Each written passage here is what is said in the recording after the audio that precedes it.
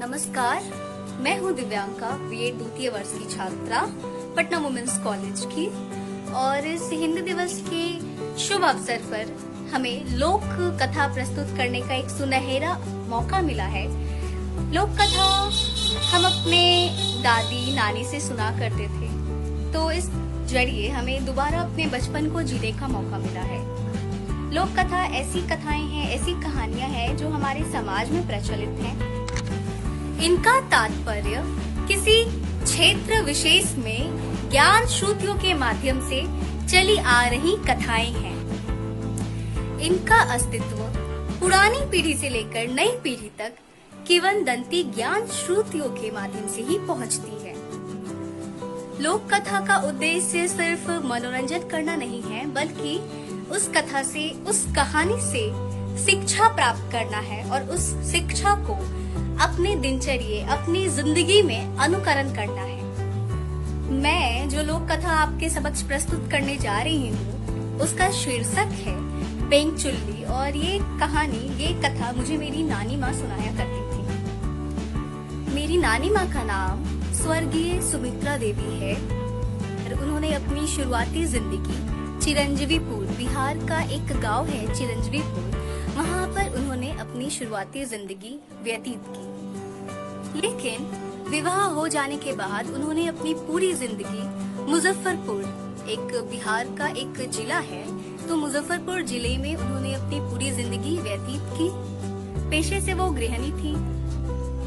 बहुत कम उम्र में मेरे नाना जी गुजर गए थे। जब मेरी माँ और मेरे मामा जी बहुत ही छोटे रहे होंगे, तभी मेरे नाना जी का देहांत हो गया था।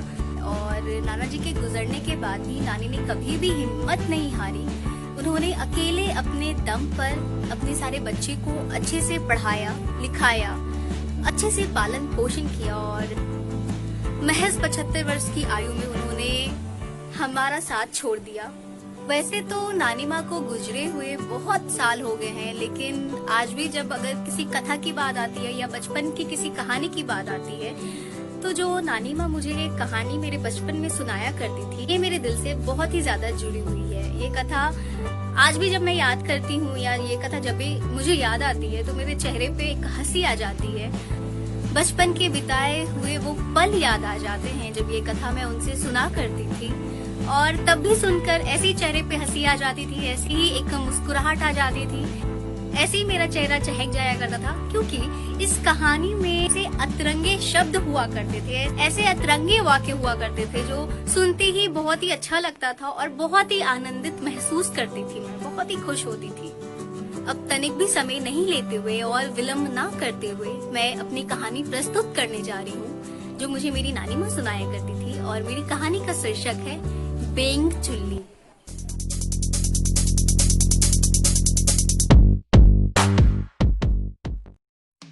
एक बार की बात है, एक राजकुमारी थी। वह राजकुमारी बहुत प्यारी और बहुत सुंदर थी। उसको खेलना बहुत पसंद था। वो राजकुमारी किसी के साथ भी भेदभाव नहीं करती थी। राजकुमारी होने के बावजूद वो सारे बच्चों के साथ खेला करती थी। एक दिन की बात है, राजकुमारी अपनी सखियों के साथ खेल रही थी, लेकिन उसकी सखियों को वन जाकर सूखे पत्ते लाना था। तो राजकुमारी भी खेलते खेलते अपने सखियों के साथ वन जाने का जिद करने लगी। जब राजकुमारी वन जाने के लिए इस तरह से जिद करने लगी, तब उसकी सखी ने उसे समझाया और कहा, देखो राजकुमारी, तुम तो हमारे साथ वन में आ जाओगी, लेकिन वहाँ वन में तो हम लोग अपने कामों में लगे होंगे, फिर तुम क्या करोगी वन में? और फिर वन तो इतना घना है, तुम्हें तो आदत नहीं है वन जाने की। फिर अगर तुम रास्ता भटक गई तो फिर कैसे अपने घर को आओगी राजकुमारी? लेकिन राजकुमारी बहुत ही हठी थी। वो जो एक बार सोच लेती थी या मन बना लेती थी करने का, फिर तो उसे वो कर कर ही मानती थी। इस तरह से राजकुमारी भी अपनी सहेलियों के साथ वन चली गई। लेकिन वन में वही हुआ, वन बहुत घना था और राजकुमारी को तो बिल्कुल भी आदत नहीं था। ना तो काम करने का आदत था और ना ही उतने घने वन में जाने का आदत था। और वन में राजकुमारी भटक गई। राजकुमारी की सखियों ने राजकुमारी को बहुत ढूंढा, लेकिन बहुत देर हो रही थी घर जाने को, तो राजकुमारी की सखी उनको ढूंढते ढूंढते अपने घर चली गई। लेकिन राजकुमारी को घर का रास्ता तो पता ही नहीं चल रहा था, कैसे घर जाया जाए। बहुत परेशान हो रही थी, बहुत रो रही थी और जोर जोर से चीख चीख कर कह रही थी, कोई मेरी मदद करो, मैं अपने घर कैसे जाऊं? मैं तो इस घने से वन में भटक गई हूँ, मुझे मेरे घर का रास्ता भी नहीं मालूम है, कोई तो मेरी मदद करो, कोई मेरी मदद करो। तभी वहाँ पर एक बेंग आ गया और कहने लगा, मैं तुम्हारी मदद करने के लिए तैयार हूँ, लेकिन मेरी एक शर्त है, अगर तुम इस शर्त को नहीं मानोगी तो मैं तुम्हारी मदद नहीं करूँगा। तब उस राजकुमारी ने बेंग से बोला, बोलो क्या है तुम्हारी शर्त, मैं उसे जरूर मानूंगी। ऐसा सुनकर बेंग ने राजकुमारी से बोला, मेरी शर्त यह है कि तुम्हें मुझसे शादी करनी होगी। राजकुमारी ने सोचा, ये तो ठहरा एक बेंग, इससे भला कैसे शादी होगी, अभी मैं इसकी मदद ले लेती हूँ। तो ऐसे ही कुछ कुछ बोल रहा है। ये सारी बातें सोचकर राजकुमारी ने बोला, ठीक है, मुझे तुम्हारी शर्त मंजूर है। जैसे ही राजकुमारी ने बेंग की शर्त मानी, वैसे ही बेंग राजकुमारी की मदद करने के लिए तैयार हो गया। बेंग आगे आगे चलकर राजकुमारी को रास्ता दिखाने लगा और राजकुमारी अपनी टोकरी के साथ बेंग के पीछे पीछे चलने लगी। तो बेंग बहुत ही चालाक था, कब चुपके से जाकर राजकुमारी की टोकरी में बैठ गया और राजकुमारी के साथ उसके घर आ गया। ये बात खुद राजकुमारी को भी पता नहीं चला और वो बेंग राजकुमारी के घर में छिप कर ही रहता। जब भी राजकुमारी की शादी की बात होने लगती, बस बेंग की आवाज आती, ए राजा की बेटी कहलियो की वन में सोचा अपना मौन में। तो एक बार हुआ, लोगों ने नहीं ध्यान दिया, दूसरी बार हुआ, लोगों ने नहीं ध्यान दिया, लेकिन जब भी शादी की बात होती बस यही आवाज आती, ए राजा की बेटी कहलियो की वन में सोचा अपना मान में। इसी आवाज बार बार आने से लोग परेशान होने लगे कि कोई दिखता भी नहीं है और ये आवाज आ रही है तो कहाँ से आ रही है और क्यों आ रही है। लेकिन राजकुमारी को तो जरा सा भी याद नहीं आ रहा था कि उसने वन में किसी से वादा किया था और वो बेंग बार बार ये बोलकर कोशिश कर रहा था कि राजकुमारी को उसका वादा याद आ जाए।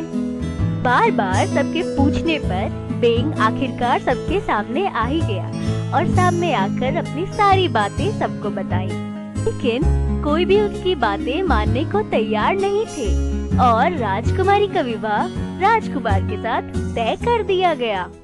लेकिन किसी को ये नहीं पता था कि वो बेंग उनके घर में ही छिपकर बैठा हुआ है। और जैसे ही शादी वाली दिन आई, राजकुमार मंडप पर सिंदूर लगाने के लिए सिंदूर का डिबिया खोले, वैसे ही ये बेंग वहाँ पर उछलकर पहुँच गया और राजकुमार से पहले सिंदूर लेकर राजकुमारी को लगा दिया।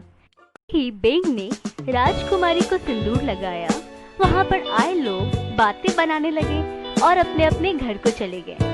फिर क्या था, राजकुमारी भी बहुत ज्यादा थक गई थी और रात भी हो गया था, तो वो अपने कक्ष में सोने के लिए जाने लगी। जैसे ही राजकुमारी अपने कक्ष में सोने के लिए जाने लगी, वैसे ही ये बेंग भी उनके पीछे पीछे उनके बिस्तर तक पहुंच गया। राजकुमारी जैसे ही बिस्तर पर सोई, ये बेंग भी उनके साथ सो गया और फिर बेंग ने राजकुमारी को अपना असली राजकुमार वाला रूप दिखलाया और बताया कि मैं श्रापित था, जिसकी वजह से मैं बेंग बनकर घूमता था। मुझे ये श्राप दिया गया था कि जब तक तुम्हारी विवाह किसी राजकुमारी के साथ नहीं हो जाती, तब तक तुम बेंग बनकर ही रहोगे।